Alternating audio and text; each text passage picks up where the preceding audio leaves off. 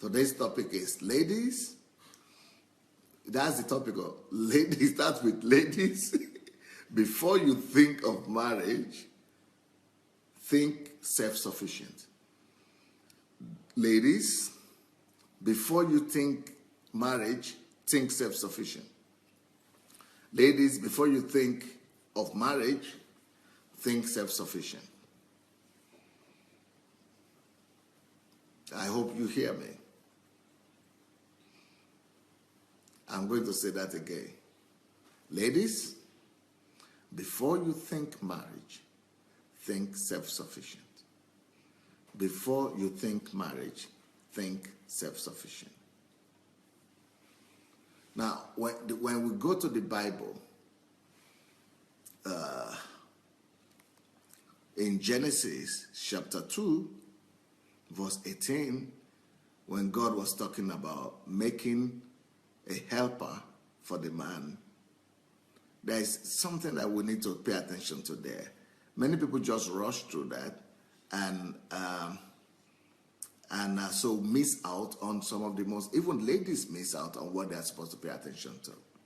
So it says in verse 18, Genesis 2 verse 18, and the Lord God said, it is not good that man should be alone. I will make him a helper. But what helper? A helper comparable to him. So, this passage is so pregnant. And it's not pregnant in the sense that people preach it. You will see the way I'm going to approach it. It's totally different from what you've been hearing people preach about. People just go to the surface and talk about just the obvious. Oh, okay, it's not good for man to be alone. People only talk about it in terms that, oh, you are supposed to be a helper. Okay, that's just a helper. Those are just the only two things people say. But, oh, how much I see here. In fact, I see so much here that it will take me a whole week talking about it morning and evening to come out of this place. Can you imagine it? I see, and I will not even be talking about those things you people talk about. I will not talk about being a helper, or it's not good to be alone. And still, I'll be talking for the next 1 week, morning and evening, and just in this particular place. But let me give you a general idea of what I want to talk about. Three main things. You want to remember them. And these three things, for me to talk about these three things, I need a week.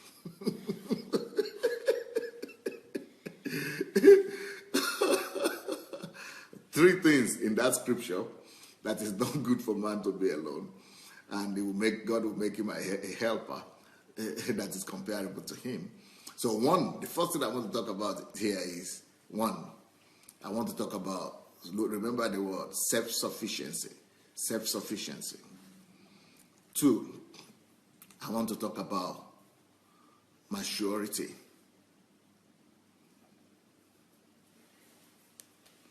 3, I want to talk about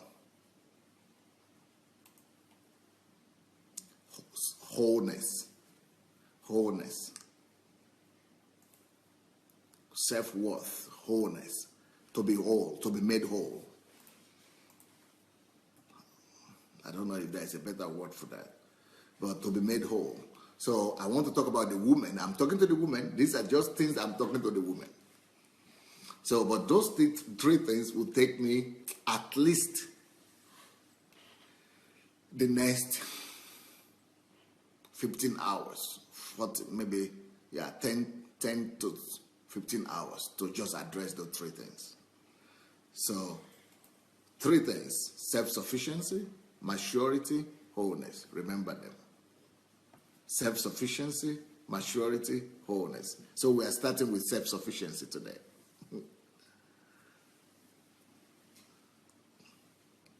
So, where am I getting these 3 things from? Well, I'm getting it from from that passage. I'm getting it from that passage where God said, it's not good for man to be alone, that it will make for him a helper. Now, listen to this. A helper means that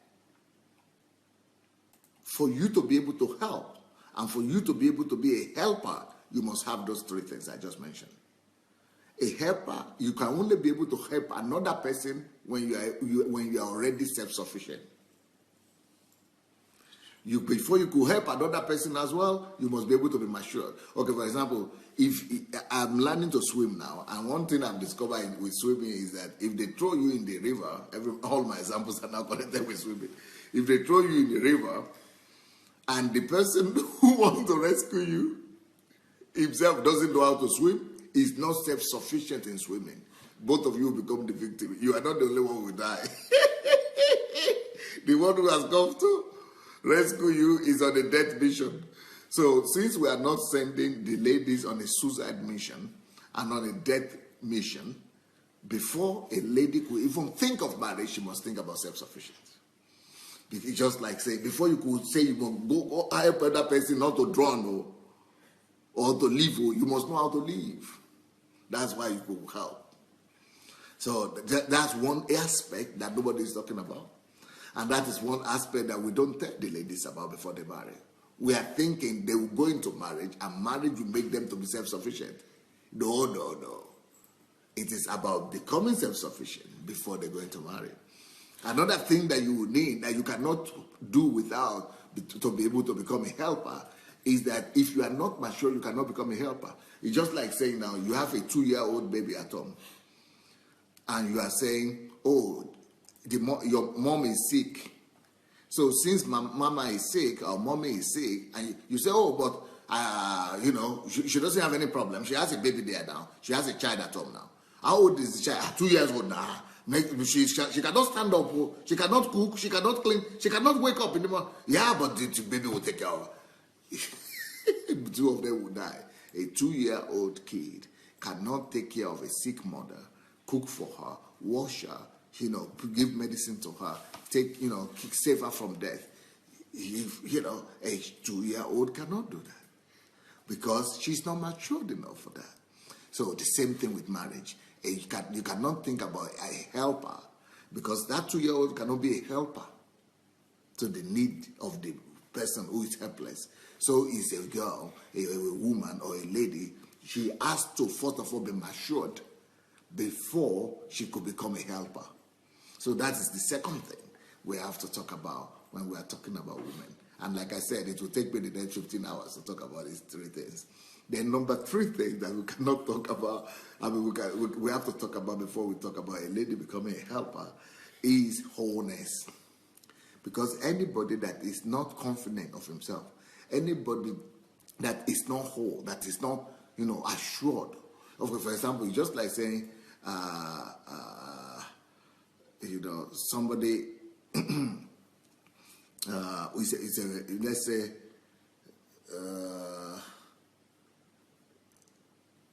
it's a person finished medical school, but the person is not even sure of his own skills, and it's not sure of his knowledge. It's not whole. It's not. It's full of doubt. It's full of it's full of low self-esteem. And that person who is not whole, as a doctor, you want to send the person to go and take care of his patient. And because he's not sure of anything, he's not even sure of the prescription he's going to give. He's going to be killing patient one after the other. Because he's not even sure of his own profession, he's not even sure of his knowledge or his skills. So someone who is not whole, someone who is not sure, who is not confident, will only do more damage than help. And those are the things that we have been experiencing in families, unfortunately. These things that we're talking about now are these very same problems that we have been seeing in homes, in families, all over the world. When these things are not addressed, marriage becomes catastrophic. When these things are not taken care of, catastrophic.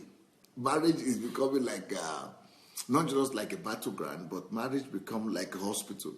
Like emergency room, where they take people who have an accident. It's just a place of catastrophe all the time, bad news center. That's why now if you conduct investigation just among married people, if they tell you the truth, they will tell you that when they were alone by themselves, when they were not married, 75% of them, they will say, they actually 80% said they were more happy when they were single than when they are married, because they did not go through adequate preparation. And almost nobody is talking about this. So these three things are so important that I personally think that no girl should be allowed to go into marriage. No girl should be allowed to go into any relationship without being properly taught in these things.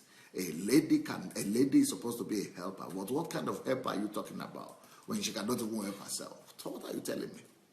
What are you telling me? What kind of helper are you talking? Who is she going to help? She will not become anybody's helper. She will just become, a burden. She will become a burden to other people. A lot of women, unfortunately, that are going into a relationship these days, they are not ready to become a helper. They are not ready to become, and if you are not ready to become a helper, you are not ready to be a wife. So this whole week, I'm not going to be bashing the woman. I'm not going to be attacking the woman. I'm not going to be telling the woman how to treat a husband. That one is a long time to come. It's a long way. Before we get to how to treat a husband or a man, or that is a long way to come. We have to deal with the girl first. We have to deal with the lady first. We have to help the lady to become self-sufficient. We have to help the lady to become, matured. We have to help the lady to become whole first. Because if we don't deal with her with a problem of self-esteem, with a problem of identity, with a problem of her own personality, who she is, if she does not deal with her personality, it's disastrous to let girls go to marriage just like that. So just like I said the other time, that men should not rush to marry, and that men should think properly and think deeply before they go and approach any girl. The same thing could be said about the women. That women should not even think about marriage until they know they have dealt with these three questions that I'm talking about. So we must open the ladies' eyes as well, that God created you to be a helper, and a helper that is not self-sufficient, a helper that is not matured, a helper that is not whole. She's going to wreak more havoc. She's going to bring in more tragedy. She's going to bring in more catastrophe. She's going to bring in more catastrophe to the family and to the man than before she even came to the life of the man. And when I say that a lot of married women are not happy, even the men too, there are some men that will say, they will easily say that their lives are difficult, or their lives are, are become a failure because of the woman that came into their lives. And that could be the case also. Not all of them are lying. In some cases it's true. But it depends on who you marry. The person you marry could be your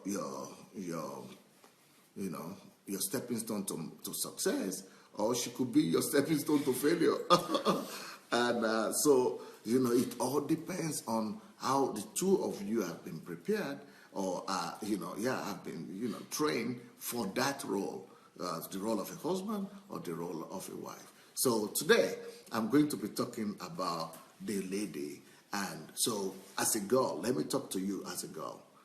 Forget about marriage. Forget about it, first of all. First of all, every lady needs to set, I'm talking about the ones who are not married. If you are not yet married, just leave that topic alone. Just leave it alone. The Bible says, and this is scriptural, the Bible says that he that is not married, either man or woman, is supposed to be thinking or engage her mind and alive with the Lord. He that is single, that is unmarried, should think about the Lord. Is engaging, thinking about the Lord. Is engaged and thinking about God, about the things of the Lord. Fulfillment. But he that is married, or she that is married, is thinking about the husband, how to please the husband, the children, everything. So before you marry, it's not your obligation to be daydreaming about your husband, your future husband. Oh, this one will be my husband, that one will be my husband, this one will be this kind of child we're going to have, this kind of children we're going to, forget, just think less about things that where you are not in yet. So there are some other things that you could think about. There are some other things that you should engage yourself with rather than thinking about marriage and the man and men and all that. Remove the problem of women of men from your head. Think about yourself. Let's think about how to make you whole. Let's think about how to become normal. Let's think about how to become, how to make yourself ready for the marriage you are going to talk about. Well, you think about marriage, of course. It's not that you don't think about marriage altogether, but you can think about it maybe 10% of the time, or maybe 5% of the time, 1% of the time. But right now, we are going to think about you. We are going to think about you, and we are going to talk about you. So what is a girl that is not married? And if you are already married, this also pertains to you and relates to you. And the way it relates to you is this: find time in that marriage to do what you did not do before marriage. Find time in that marriage to create for yourself a time for you. Find time in that marriage to find opportunity to develop yourself and to do these three things that we are talking about. If you don't do it, you will continue to suffer in that marriage. If you don't do it, not just you is going to continue to suffer, your husband will continue to suffer, your children will continue to suffer. And even after you are dead, your children will continue to carry the suffering and the consequences of the wrong choices you have made, and or the lack of development that you came into the marriage with. They will keep on taking that to their children's children. It will be transferred to your grandchildren and grandchildren, next generation. So it's a lot of catastrophe that is hidden in a relationship when the woman is not well prepared, when the woman did not do what she was supposed to do at the right time before she enters into the marriage. And even if you have already entered into the marriage, still you still have time, or you should still find the time and the opportunity to give life to yourself. Now, let me give you a statement that I read somewhere, and I even wrote a book about it. And this statement says that the first responsibility of every human, of every person, man or woman, is to first of all give life to himself. You must know that your first responsibility as a lady, your first responsibility as a woman, your first responsibility as a human being, your first responsibility as just a girl is to give life to yourself first. You create life. You have the responsibility to become the architect of your own life. If you have not created your own life, if you have not been able to build your own life, you don't have the right to give birth to another life. So it is the responsibility of every person, every man or woman, to first of all give life to himself before he gives life to others. You must first of all give life to yourself before you are thinking of giving birth or giving life to another person. But a lot of women these days, what they have started thinking about children when they were small, or when they are still teenagers, when they don't even know what is their own life, when they don't even know who they are, when they have not even recognized themselves, when they have not even acknowledged who they are, and talk less of giving life to themselves. They are not even bothering to give their life to give life to themselves. They are only thinking about the life they want to give birth to, or the life they want to give to another. How can you give to other what you don't have? What are you going to give birth to? You are just going to give birth to another biomasses. You are just going to give birth to another flesh. You are just going to give birth to another bunch of biological pieces and biological masses. So that is a disgrace, because if you have not created in yourself a core value, if you have not created in yourself a personality, you can never give birth to that personality. You can never give birth to a personality that you have not created in yourself. You can never give birth to a value system that you have not already created. We cannot give what we don't have. We can only give what we have. So if you have not created in yourself the person that you like, or you have not created in yourself the person that you yourself admire, if you have not created in yourself the person that you yourself love, the person that you yourself would like to be like, then what will you give birth to? If you dislike yourself, if you are disgusted with yourself, if you don't like what you see in yourself, so what will come out of you? It is the same disgustment, that a disgusting thing that will come out of you. It is the only disappointment that you will give birth to. It is only tragedy you will give birth to. You will only reproduce what you have. So we are surprised why our children so stubborn, why our children so disobedient, why our children will not listen, because you don't even have values to be put into them. You don't even have how to train them. You don't even have the principles that you want to formulate in them first. So if you yourself are disgusting, you give birth to disgusting children that will just run you to your grave too early, earlier than you anticipated. So that is why no woman should try or should rush to give life to another until she has given life to herself.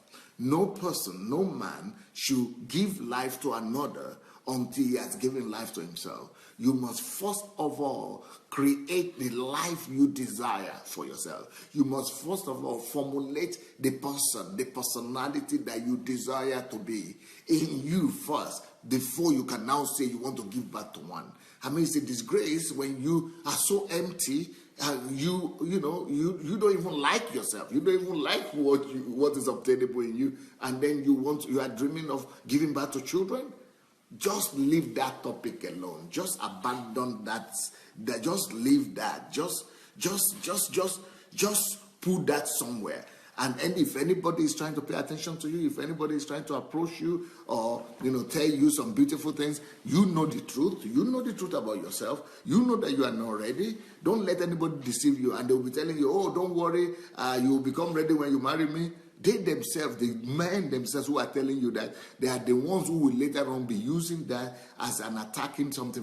They will use it to attack you. They will use it as your accusation. They are the ones who will be telling you that you are not ready. You are not well trained. Where is your father? Where is your mother who trained you? That you are a bad wife, you are a bad girl. I mean, you were not trained. You are not well brought up. They will begin to abuse you. They will begin to abuse your children. They will begin to abuse your mother. I mean, your father. They will abuse your whole family, your heritage. They will say you have not been trained very well. Who brought you here? And they are the ones who are asking you.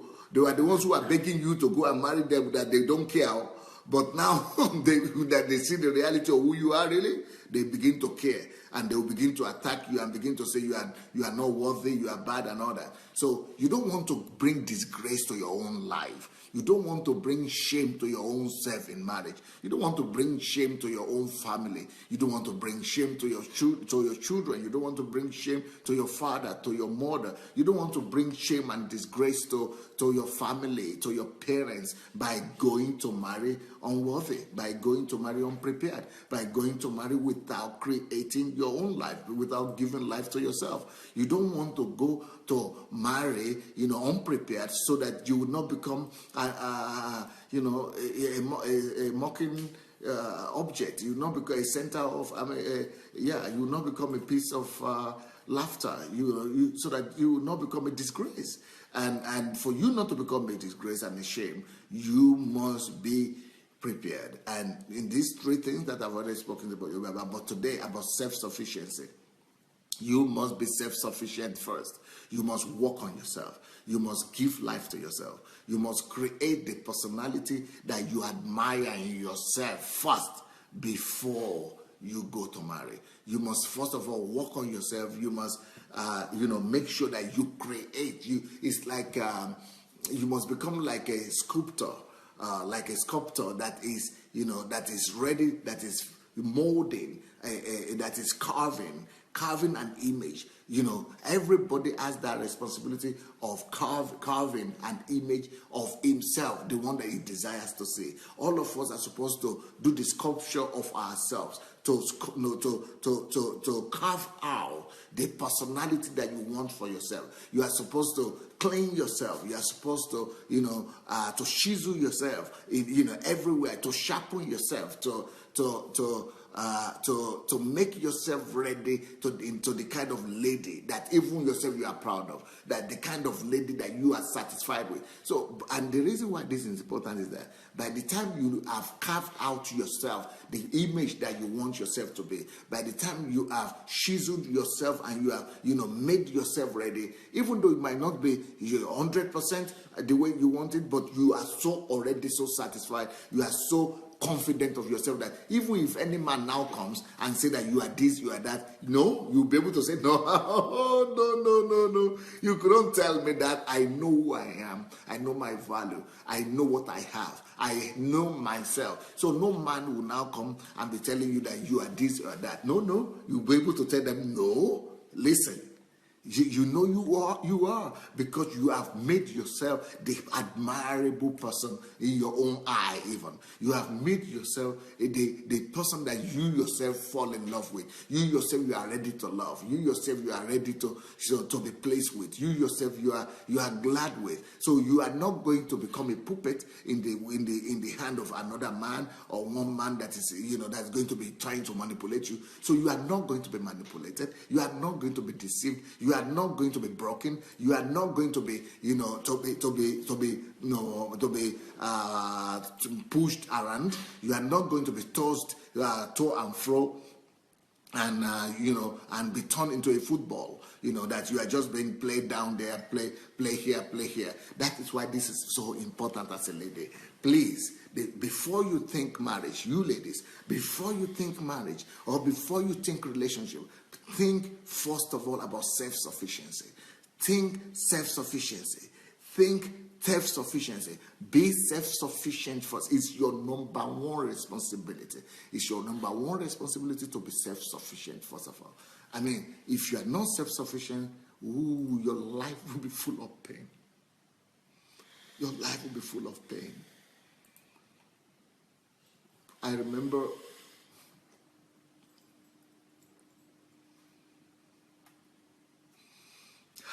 a situation that people came to me with.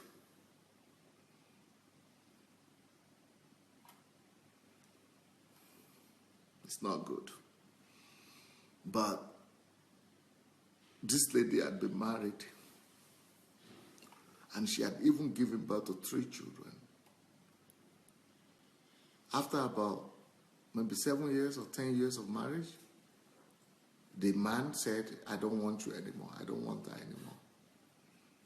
And since I was their pastor, I had to know about it. So we decided to talk to the man and the woman. And what is painful to me right now that I don't even feel like talking about is the argument, the reason they decided to send her packing. The reason is because it says, you are smelling.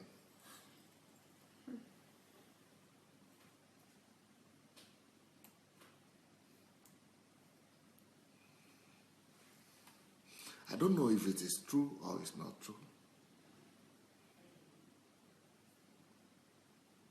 But let me tell you this.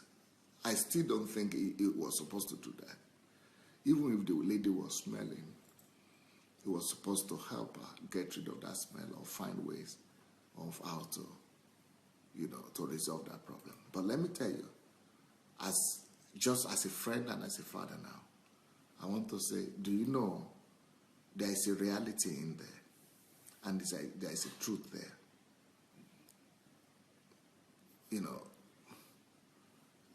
I'm not, it's not an easy topic for me to talk about because I don't want to shame anybody but in the case of that guy, maybe it's just an excuse, right? But you ladies must also know, and there are some women that don't know this, but you ladies must know that there is something that is called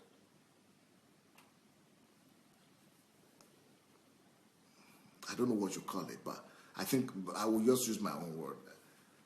It's called, I don't know if it's not called like that, but I think it's vaginal smell. Vaginal smell. That's the way I would call it. I don't know what it's called. But You know, I myself never even knew that there is a treatment for that. I never even knew that there is, just like we have shampoo we use for our hair, that there is hygiene product for the women, intimate hygiene product for the girls. I never knew there is a special lotion or special hygiene kind of cream that women use to prevent smell, to prevent the intimate and vaginal smell. But if a lady had grown up, maybe in Africa, maybe in Christian homes, maybe in a place where the parents have not spoken to them, never spoken to her about that. No, this is not soap. Somebody is writing soap. No, this is not soap. Because the way I got to know about it was, you know, I went to, was it a 5-star hotel? They put me in one 5-star hotel. And, you know, in the 5-star hotel, they made everything present. They thought I was going to be there with my wife. And I saw bottles like that, where it is written vaginal cleansing, it gets rid of the odor and smell. And I said, wow, wow. The world has gone to this. Now, wow. In the hotel room, they put all kind of different cream, including vaginal cream that is, they want to get rid of the smell, they want to breathe, they want to give aroma, they want to, for vagina also. I know you have body cream, I know you have skin cream, I know you have hair cream, but which now, how? But I saw that people know that there is a problem like that, and people have resolved that problem. You know, somebody is just writing me now that Davida just say, I hear that a lot from women. Davida is a woman minister, and she's a minister for, and she's saying that a lot of women come to her that their husband either complain or their husband leave them or their husband, you know, remove them from the homes or from the family because of that, you see.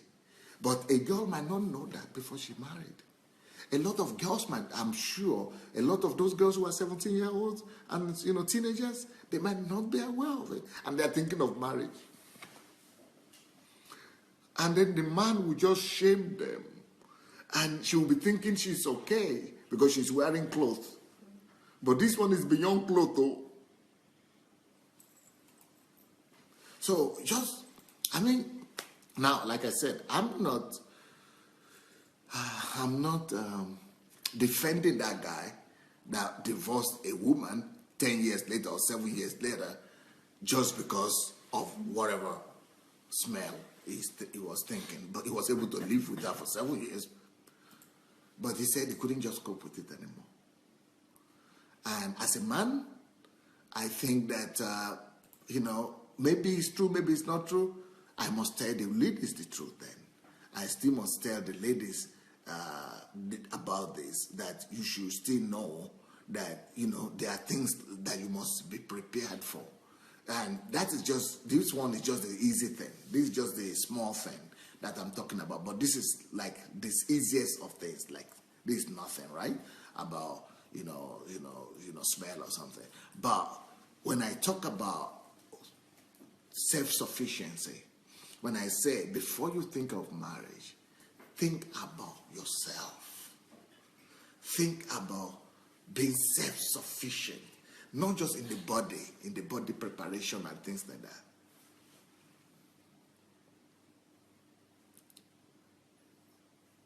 Still talking about the body, let me tell you something. For me, that happened to me personally.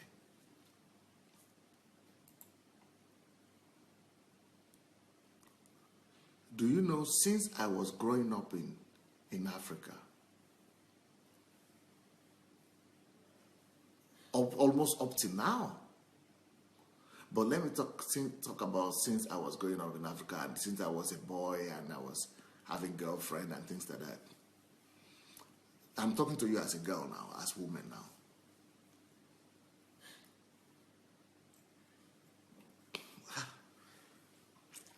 I'm being forced to talk about some things that are not so easy for me to talk about, especially talking about this on the internet. But as a man,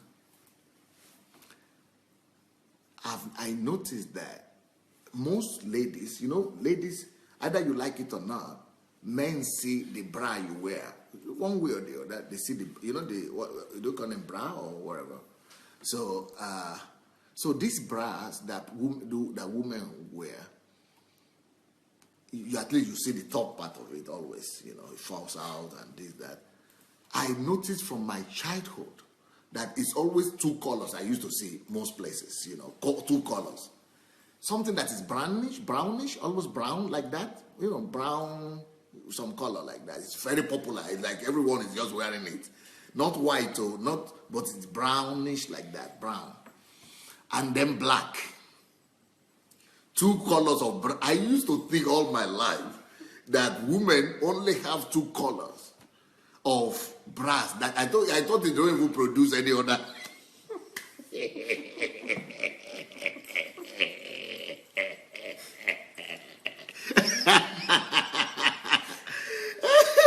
The strap of the So through the strap, I could see the colors.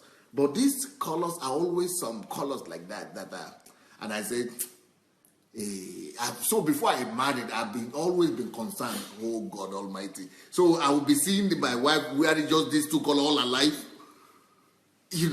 How will I marry a woman that will just be wearing this same brown thing I will be seeing? Even by seeing that color, I'm already having what they call allergic. I'm already allergic to it because it's already putting me off. Any kind of desire will just disappear.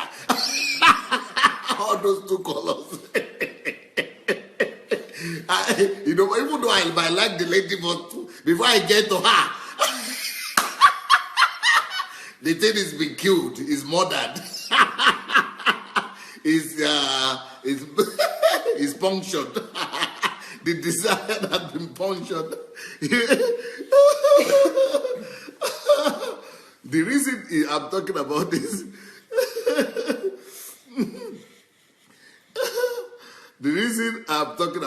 is because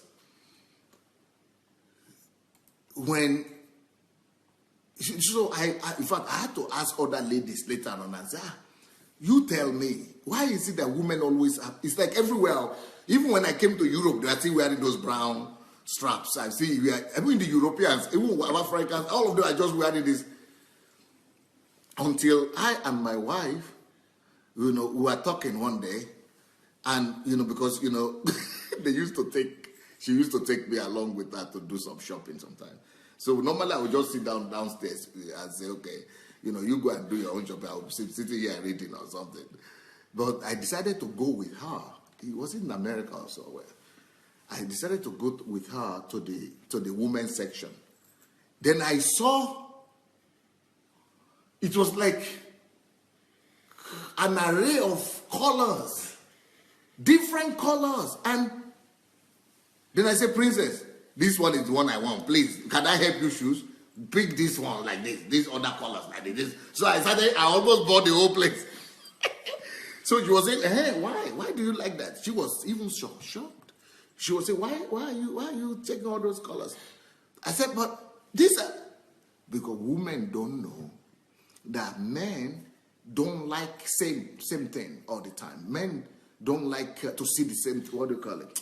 Men get used to, men don't like just same thing. That is why they go and change wives also. If their wife, they see that she's just the same all the time, they go and change and they go and get another one.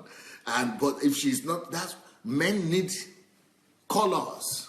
Do you know why men like football? Because it's moving all the time, action, something must change. Do you know why men like to watch movies, films that are action films? Women call it horror films. And they don't like their husband to watch these horror films because it's action, it's movement, it's changing. Because men are working with their mind all the time. So they need variety, they need stimulation. So if you are just putting two colors there, and no varieties, no, their mind are not being stimulated. They are not being stimulated. They are not, so they get bored. They lose interest. So as a lady, you must know that. As a lady, you must know that you have to wear colorful pants. And what was used to surprise me those days, even I asked some of the girls later on when I started training women, when I was teaching them this, I asked them, but why is it not white? Okay, if you want to even wear these straps and bra, why not white? So they are now telling me that it's because white would get dirty easily and, get stained, and it's not sustainable. And that other colors also, but the brown color or the brownish color and the black, they are more practical, or whatever you call it. They are more, they are more sustainable. They are easier to maintain, or whatever. It's good, it's good to maintain. It's predictable. They took black and brown. It's okay, just more practical for them. Which is okay, but you see, that is how women think. But that's not, if you are now going to live with if you are living by yourself, do like that. But if you are going to live with a man, and that man is going to be seeing you dress every day, you don't want to just think about practicality now. You want to probably think about the person who is living with you and what that person is saying and how that person is seeing you. So those are just little things that that I'm talking about now. So underwears, pants, and sweat, whatever you call the sweater you wear, or the t-shirt you wear on top. All those things have to be colorful. All those things have to be attractive. So, but these are just minor things. These are just minor things, right? And I don't believe that there are some men who will leave you because of that, but there will be. I'm sure there will be. I believe it, there will be. But I don't believe men should do that. But they do normally. They will go and look for something that is more exciting to them, that is more interesting to them, that more better varieties for them. And but these things look small and insignificant to the lady, right? But it might decide your destiny. So, but there are even more serious things that we need to talk about when we are talking about, self-sufficiency. So a lady, but the most important thing when we are talking about self-sufficiency is that before you even think of a man, before you think about any relationship, you need to get yourself to a place that you could tell yourself, I'm happy with myself. What is self-sufficiency? Self-sufficiency is saying, I am sufficient all by myself. I am sufficient all by myself. Self-sufficient. I am sufficient by myself. So that means you are not sitting down there thinking, oh, I'm not happy. Oh, I wish I would be happy. If somebody would come into my life, somebody... When you get married, you will even be more unhappy. That I will guarantee you that one. If you are not self-sufficient now, before you marry, marriage doesn't bring that to you. It's an illusion to think that marriage will bring that to you. It is something that has to be created inside of you. Something from outside cannot give you self-worth. Something from outside cannot give you self-sufficiency. Self-sufficiency is something that has to be created inside of you. And if you don't create it inside of you, let me tell you something about men. If you are going to marry without being self-sufficient, I don't want to break your heart and I don't want to disappoint you. Men know how to bring out all the insufficiencies in you. They will not even know it. They might not even do it intentionally, but naively. Because you will come back home with your new hairstyle, and you will think you are ready to kill. You are ready. And then the man doesn't even notice it at all. He's just watching television. And if you don't have self-sufficiency in you, you already don't have that you are already satisfied with yourself. You are already happy. you will be so depressed. At least if you had been alone by yourself, and you do your makeup and hairstyle, and you at least you notice yourself. At least you appreciate your own self. At least you look at yourself in the mirror, you like what you see, and you go out of town. And in town, many people will see you, many people will appreciate you, many people will look at you, and you are happy. But when you are now married, and you are expecting the most important person in your life to appreciate and to notice how you look, how you dress, the new dress or the new look, or the 5 kilograms that you lost, or the hairstyle that you made, and he's not even noticing it. And not because it's bad, And we are going to be talking about that later on. It's not about the man. It's not about him being bad. It doesn't even have anything to do with him at all. It's just that he's just a man. He's just being a man. He just didn't notice that as all. He's living his own life. I mean, he's doing something. There are things that are more important to him. His football is more important to him at that particular time than noticing your new hairstyle. Or the news might be more important to him at that particular day. He didn't notice. But for you as a woman who had not worked on self-sufficiency, for you as a woman who had not, made yourself to be sufficient from inside, for you as a woman who had not built that stronghold within yourself, who had not built that pillar of strength within yourself, to be happy nevertheless, to be satisfied nevertheless, that will not just bring out that insufficiency in you. That is just going to shatter and scatter your life entirely. That you will be unhappy, you will be irritated, you will be depressed, it's just like they have trampled you under the feet. Just because he didn't notice what you wore. What you wore or new hairstyle. It's something as mundane as that will be killing a girl that had not worked on self-sufficiency. So you must get yourself to a place before you even think of marriage, whereby you say, if anything, just picture any scenario. Just picture any scenario and you are already happy with yourself. Picture any scenario and you are already satisfied. Think about anything. Doesn't matter what anybody would do that will affect your self-image. You are already happy. You are already self-sufficient. You are already satisfied with yourself. You know how to make yourself happy. You know how to make yourself, satisfied inside your own heart.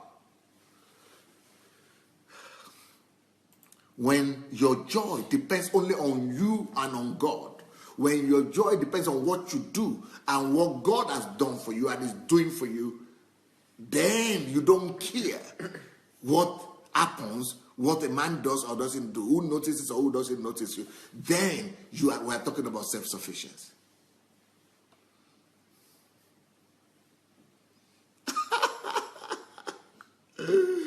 Pastor Sunday, you are very phenomenal. You are just phenomenal. This is a very serious worry. Are you sure it's more serious than the other last week? It's just because he's talking to you now. Otherwise, it's very serious. So we are talking self-sufficiency. So self-sufficiency is the ability to know that I am sufficient by myself. I am sufficient all by myself. I thank God for my life. I thank God for when you wake up in the morning and you just look up to God, you are glad and you are happy. Nothing compares to that. But even when you are happy by yourself and you wake up in the morning and you are enjoying it, you enjoy your loneliness with God, you enjoy the fact that you are God has blessed you with a good job, or you have your profession going for you, or you have your calling that you are fulfilling, or you have personal relationship with God, you know that you can be how you want to be, you can want to look. Even at that, if you go to marry like that and you are not very solidly established, even that is going to be tried when you go to marriage.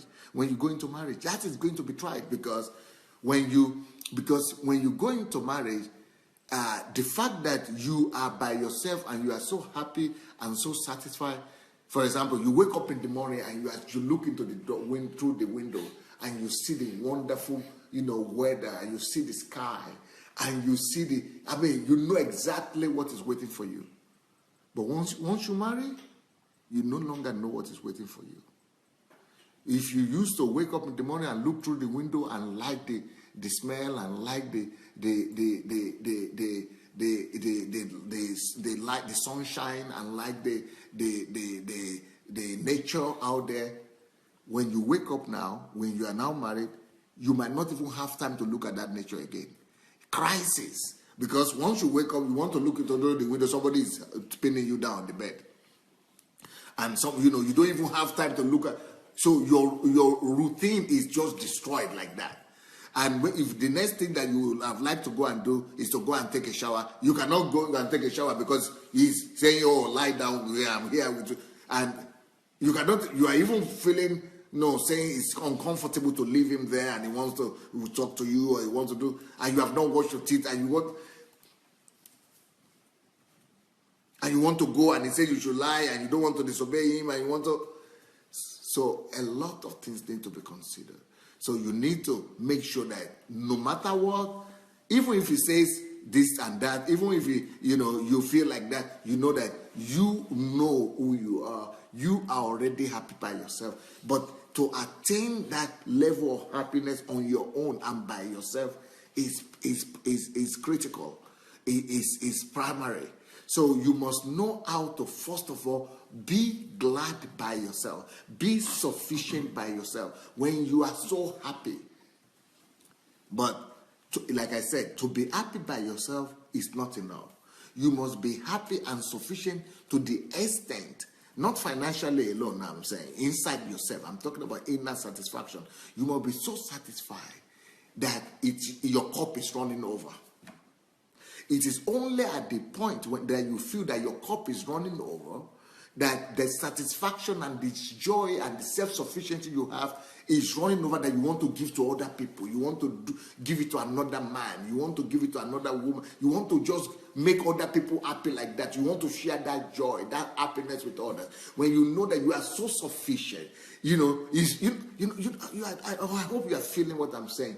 When you know you have so much joy, you cannot keep it for yourself alone. We have so much satisfaction. You don't want to keep it to yourself. You want to even make other people happy self. You want to give that satisfaction to others. You want to splatter it out, splash. You want to splash it out. You want to, go ahead and just dash this joy, dash this happiness, give some people mood, give some people happiness, give some people. When you are ready to give out so much of that sufficiency, that's when you are ready to marry. That is when you are ready to marry. Then it means no matter what a man does, or no matter what you confront or you come across in marriage, you are so satisfied that it's flowing over. Your cup is running over. And now that you have so much of that joy, so much of that satisfaction, flowing through you and coming out of you, you are ready to give a lot of that to the man as well. But before you get to the man, before you begin to give that satisfaction and that joy to the man, learn to give it to other people too, first of all. Learn to do good to people. Learn to give some of those joy, some of that satisfaction to other people, children, women, friends, family members. Learn to just do good to them. Learn to, give them. Not complaining, not waiting for others to give you, not complaining that other people are bad, other people are not. Learn to do good to other people to the extent that they will not even be grateful. They are showing ingratitude to you, they are showing lack of gratitude, and you are used to that, and you are still not frustrated, and you are still happy to give. So that when you now go into your marriage, and you are seeing some things that you expected the man to respond to and it's not responding to it. You expected the man to thank you for something and it's not thanking you for it. You are not bothered anymore. You are more concerned about giving than receiving. That's what we call love. That you are ready for marriage. That is real love. Real love is when you are so overflowing, when you are so full of life, so full of goodness, so full of the kindness of God, the love of God, this satisfaction that you are even ready to give to others and to bless so many others without asking for more. Without asking for yourself, for much for yourself. That is when you are really, really ready to marry. Now, we know this is not canceling all the things that I said that men should do. Men know their own responsibilities, but it is not your own duty to begin to, think about that you are not going to work on yourself because men are supposed to do this, men are supposed to do that. Forget about what men are supposed to do. Let them be thinking about what they are supposed to do. But you must also know what you are supposed to do from your own side. You must know what you are supposed to do from your own side. So self-satisfaction is key before you think of marriage. Self-sufficiency. You have to be sufficient. You have to think self-sufficient. You have to make sure that you are satisfied with yourself. You are sufficient, in so many areas before you go into marriage. Before I even think of a man. The time is over for today, but I think I made the point. You have to be self-sufficient. God bless. Bye.